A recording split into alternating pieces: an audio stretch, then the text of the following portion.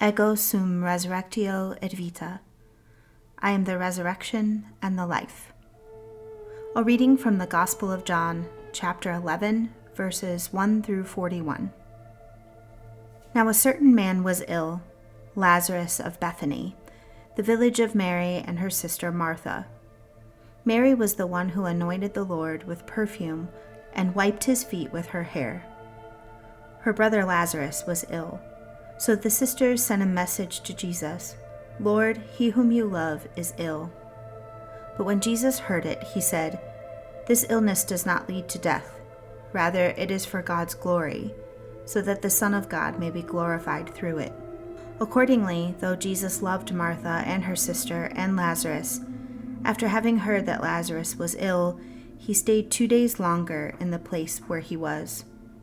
Then after this, he said to the disciples, "Let us go to Judea again." The disciples said to him, "Rabbi, the Jews were just now trying to stone you, and are you going there again?" Jesus answered, "Are there not 12 hours of daylight? Those who walk during the day do not stumble, because they see the light of this world. But those who walk at night stumble, because the light is not in them." After saying this, he told them, "Our friend Lazarus has fallen asleep, but I am going there to awaken him." The disciples said to him, "Lord, if he has fallen asleep, he will be all right." Jesus, however, had been speaking about his death, but they thought that he was referring merely to sleep. Then Jesus told them plainly, "Lazarus is dead. For your sake I am glad I was not there, so that you may believe. But let us go to him."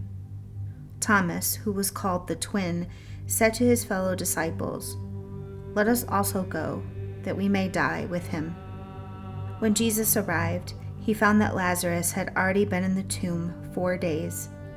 Now Bethany was near Jerusalem, some 2 miles away, and many of the Jews had come to Martha and Mary to console them about their brother.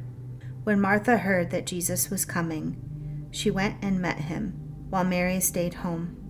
Martha said to Jesus, "Lord, if you had been there, my brother would not have died, but even now I know that God will give you whatever you ask of him." Jesus said to her, "Your brother will rise again." Martha said to him, "I know that he will rise again in the resurrection on the last day." Jesus said to her, "I am the resurrection and the life.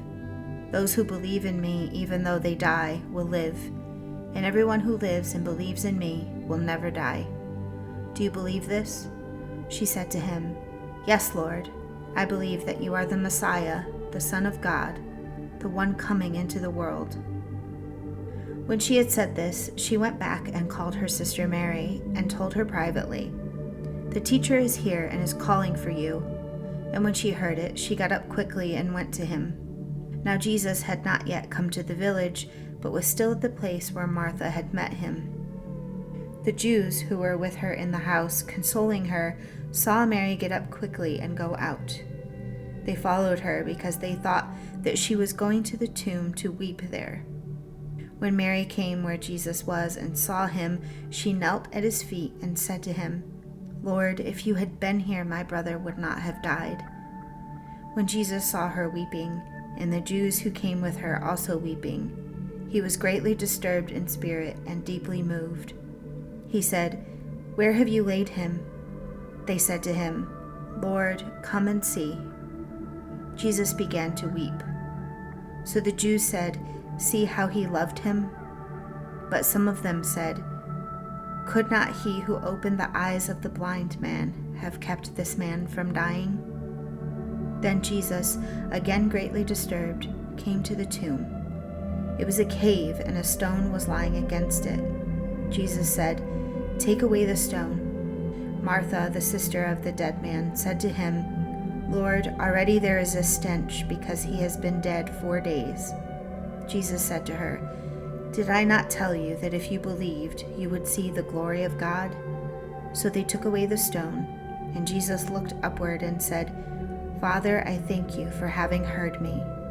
I knew that you always hear me. But I have said this for the sake of the crowd standing here, so that they may believe that you sent me."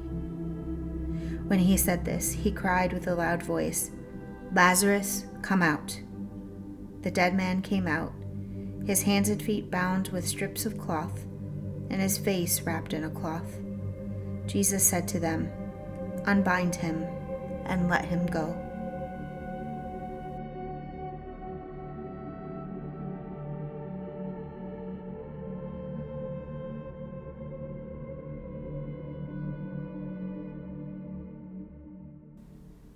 This icon can be seen in Father James Martin's new book called Come Forth, Lazarus, Martha, Mary, Jesus' Greatest Miracle and Your New Life. We published in spring of 2023 by Harper One Books.